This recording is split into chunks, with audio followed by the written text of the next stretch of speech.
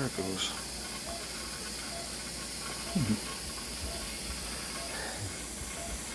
Oh, there. Now we take a look at what we have remaining here. Let's here with good irrigation.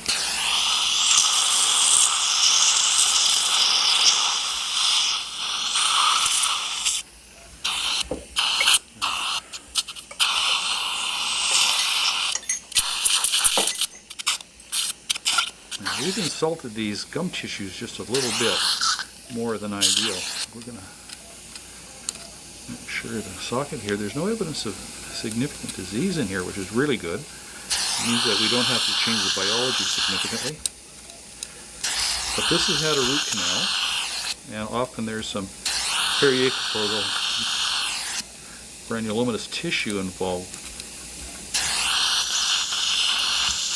And any fragments of tissue that might be remaining, we just got to clean it all out. So our intent is to actually compress the heating process within this socket so that we can effect a faster and a better quality heating result. And the things that we would like to prevent, if at all possible, of course, is the movement of these papillae. But in the difficulties of getting this particular tooth out, we find that they have immobilized. So one of our intents is to stabilize all this tissue. One of the most important things we want to accomplish is to make sure that the oral environment does not actually get into that socket to influence it negatively. In other words, we don't want a bacterial colonization on the buccal walls in there to cause a localized osteomyelitis. That's how we lose the facial plate more often than not. We will go to our laser.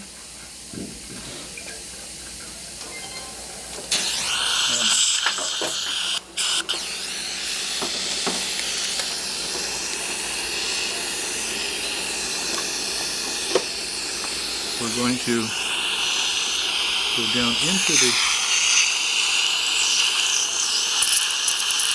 base of the socket, apex of the socket. Make sure that if there is any granulomatous tissue down there, or inflammatory tissues, that we resolve it. We're going to get rid of any soft tissue on the walls of the socket as well. Our intent right now in this socket preservation protocol is to do everything we can to maximize the healing potential. One of them is to get rid of the sulcular epithelium.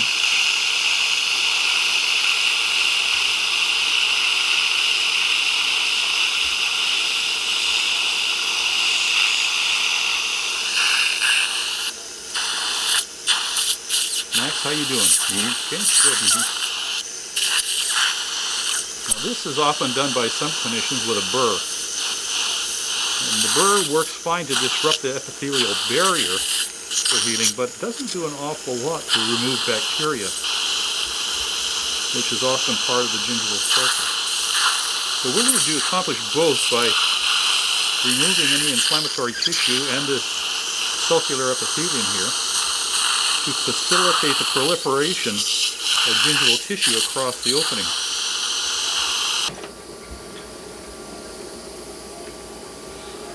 We're going to use platelet-rich fibrin, PRF material, to fill part of this socket here. That's because this is the technique that we happen to find to be the most effective in regenerating the bone tissue in here. These are concentrated platelets taken from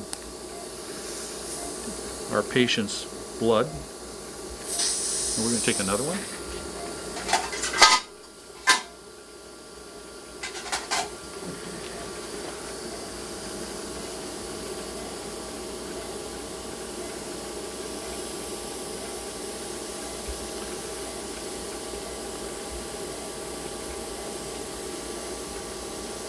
Let's have a 2x2.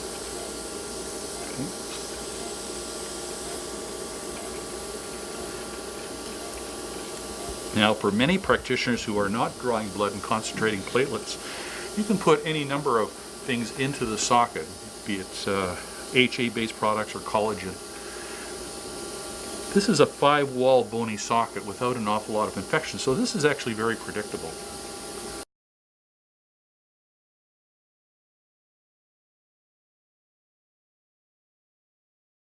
And we have a PRF membrane down at the apex of the socket, which is helpful to get the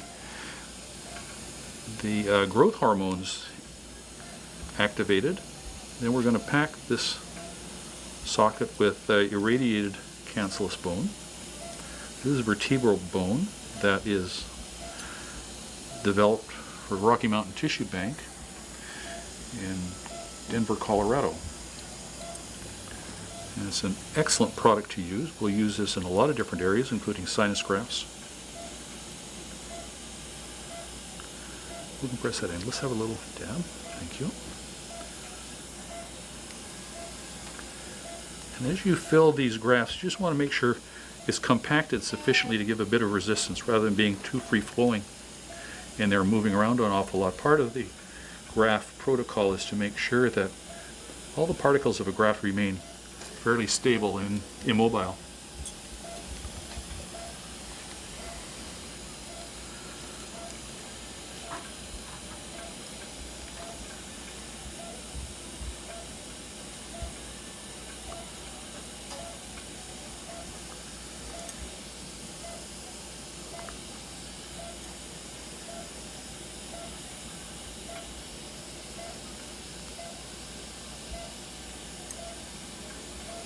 Okay, now we've got that filled pretty close to the crest of the bone. And what we're going to do right now is fill the balance of it up again with platelets.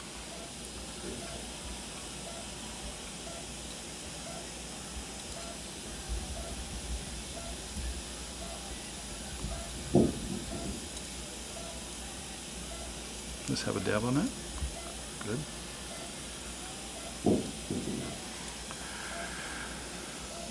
I need to compress that in there.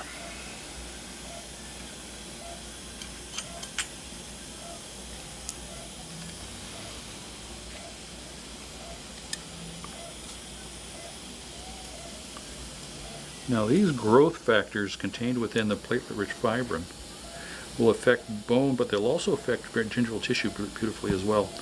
So what we have right now is the PRF material almost to the very crest of the gingival tissue, and that works very, very nicely. What we'll do is we're going to do a double membrane technique at this point. This is one of the things that differentiates this protocol from others, and we're going to start with a product from Ketogenics, and that's NeoMem.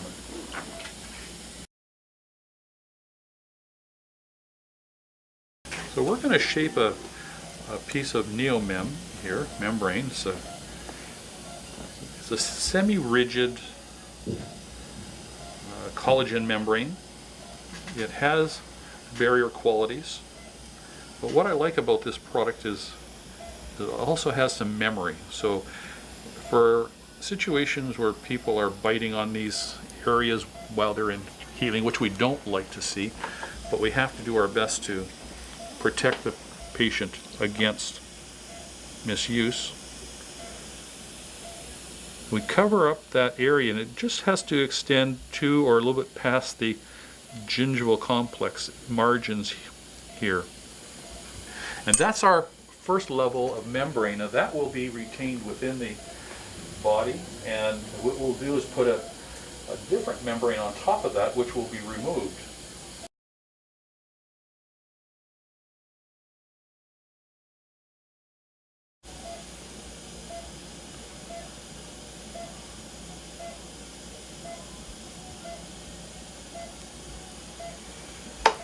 Now this material here is also a product from Ketogenics. It's a non-expanded polytetrafluoroethylene membrane. And so it doesn't have any porosities, and therefore will be part of the full barrier aspect of this. And notice that I'm making it a little bit bigger than the actual socket opening, because I want this to extend past the gingival tissues. And we'll tuck it under. Just like that.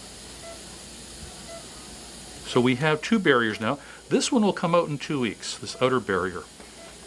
Now that barrier is comprised, the final barrier is comprised of 3 components. One is the non-expanded PTFE membrane, the other are sutures, and we're going to use Vicryl sutures for this. You could use pretty much anything you want, but ideally a braided suture is better because it absorbs the third component which we'll be using for this procedure, and that's PeriAcryl from Glue Stitch.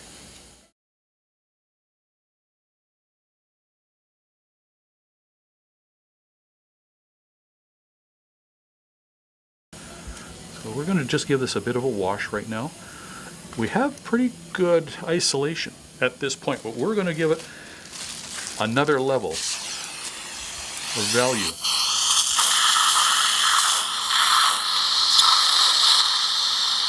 Okay. We're just going to just dry that for a second. In here we have our Glue Stitch product, PeriAcryl. This is the viscous part of PeriAcryl, and it's applied internally here, and we will cause this to set. There's 2 ways. Now when you have a wide open area, it's very good to use your finger. So you can go in there and dab at it, and water sets this material. But my fingers are too big to get in the center there effectively. One of the things you can do is take a gauze. What we're going to do is we're going to fold a 2x2 here in 2 parts. We're going to add it into, we're going to soak it pretty heavily. We're going to take out any significant excess. It's still very moist. And we're going to use a pair of cotton pliers here. Good. Now, our goal is a completely sealed off structure here. And we'll do several applications here. And this actually fuses the gum tissue to the suture material, to the PTFE membrane below. And when you take this out in 2 weeks' time, you'll actually have it all come out as one cohesive product.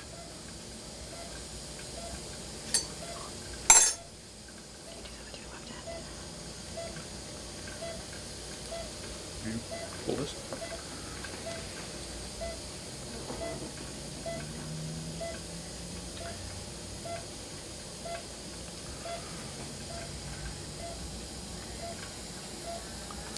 There we go.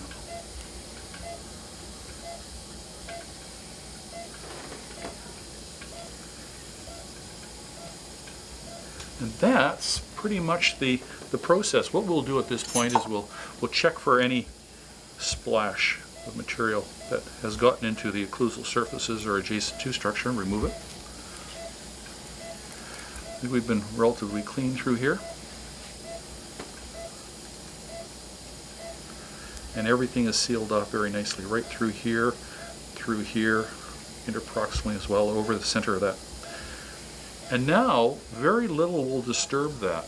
So in the course of another 2 weeks, all that tissue will start to regenerate without any mobility, any influence of the pathogens and microorganisms in the mouth.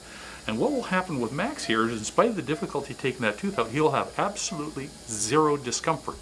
And that comes from isolation of the socket area from the oral environment. And I think we can call it a day, Max. Okay.